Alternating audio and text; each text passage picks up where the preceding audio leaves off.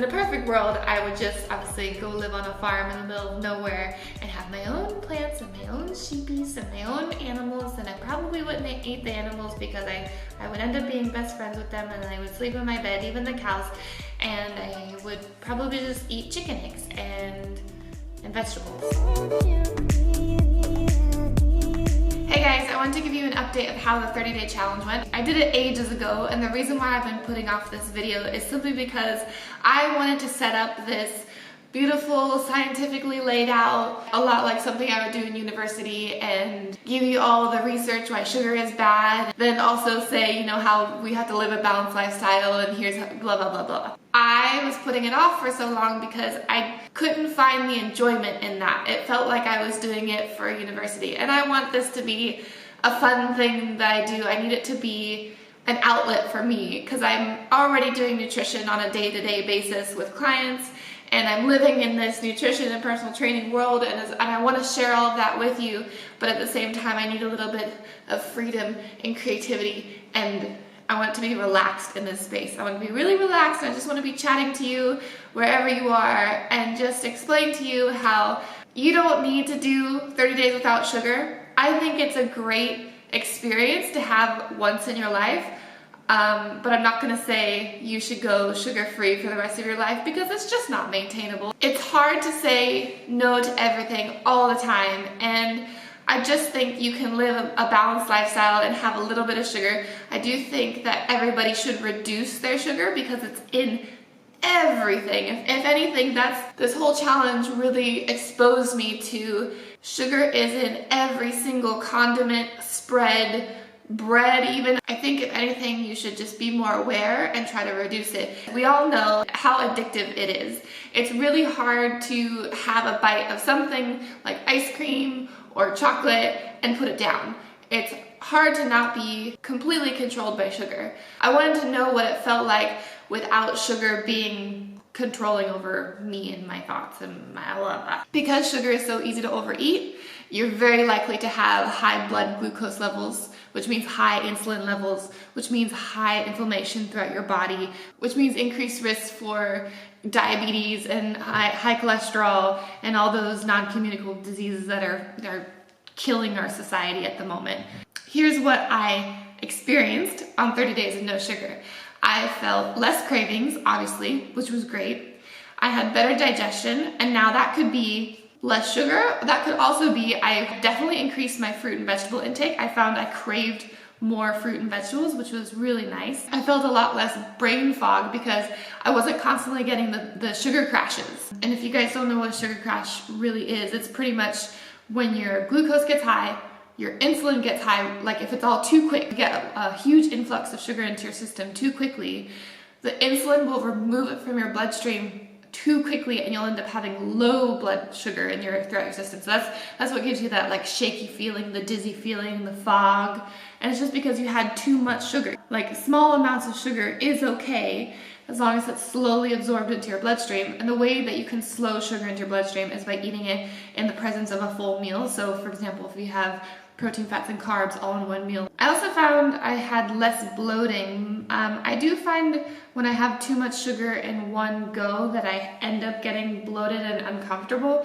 And this one I can't really explain other than perhaps my gut bacteria just really doesn't like extra sugar. There's so many things I could say about gut bacteria. That's a whole nother video, is just gut bacteria. And I know that's a huge thing at the moment.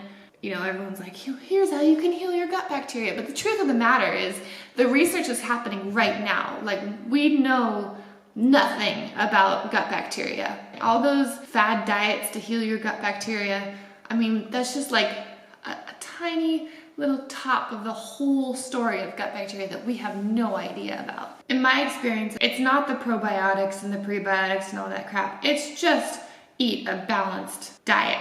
The reason why people have gut bacteria problems in the first place is because they're too stressed, they're overtired, they're eating garbage, and their whole system just goes out of whack. If you can just decrease your stress levels, which I know is easier said than done, which I'm still working on, and eat a whole foods diet, you're highly likely to start healing your gut bacteria.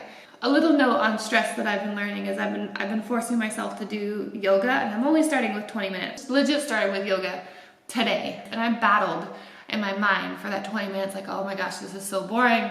I don't want to do this. We already did this pose and now we're switching to the other side. Oh, great, now we gotta hold this for 2 minutes. Like, it was, you have to kind of breathe and stop overthinking everything and just do the yoga and work on not thinking about all the shit that you should be doing in this moment in time. And I have been doing a lot more hiking, which has helped me, like getting out in nature helps me so much when I'm in an office all day or in a building all day. That's a whole nother, why did I go off on a stress tangent? Gut bacteria.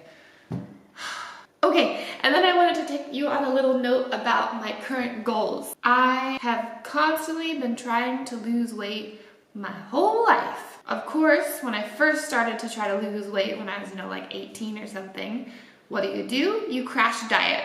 Every time I came out of the crash diet, I gained weight really quickly. I have been eating between 1,700 to 2,100 calories. Never really going over 2,100 calories because I would always gain weight. And that was so dumb. So dumb because I am tall, I am big, I have a lot of muscle, I'm dense. I'll never be little and I shouldn't be eating 2,000 calories. I should be eating like 3,000 calories, maybe even more. I'm 5'11", and girls who are 5 foot tall are eating 2,500 calories, and I'm like, what have I done to myself? Am I just genetically doomed to have a slow metabolism? And I don't think that's true. I think that I have done this to myself and I am my worst enemy, and even though I give the same advice to other people, I can't take the advice myself.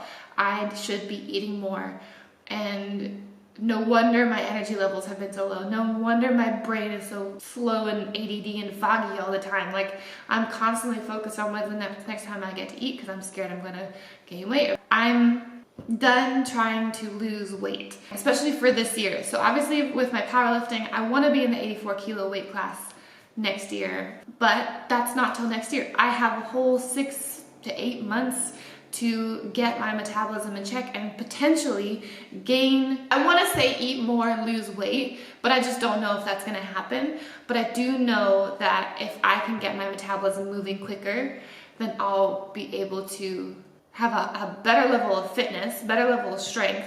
And who really cares if I lose weight or not? Because at the end of the day, if you're not competing in something, you don't really need to be any specific weight. The weight doesn't really matter. It means nothing. So I'm just going to eat and live and train hard. Hope that my body does what I think it should do, but obviously I have a huge mistrust in it, and that's okay. I think everybody mistrusts their body. If I can prove that you can eat more and lean out, that's what I meant. The idea is that I'll eat more and I will lean out, but not necessarily lose weight because muscle weighs more than fat. That's what I'm trying to say. I want to be healthy. I want my hormones to be healthy. I want my brain to be healthy. I'd like to just be better than I currently am now. And eating less is not going to get me better. Eating more is going to get me better. So that's where I am at. I hope that all made sense. Thank you for listening to my rambles, and I'm going to put more videos up, and I'm just going to be me. And I'm gonna stop overthinking it, and I'm gonna be as weird and awkward and rambly as I wanna be, and that, there's, yeah, okay, bye. That'll do.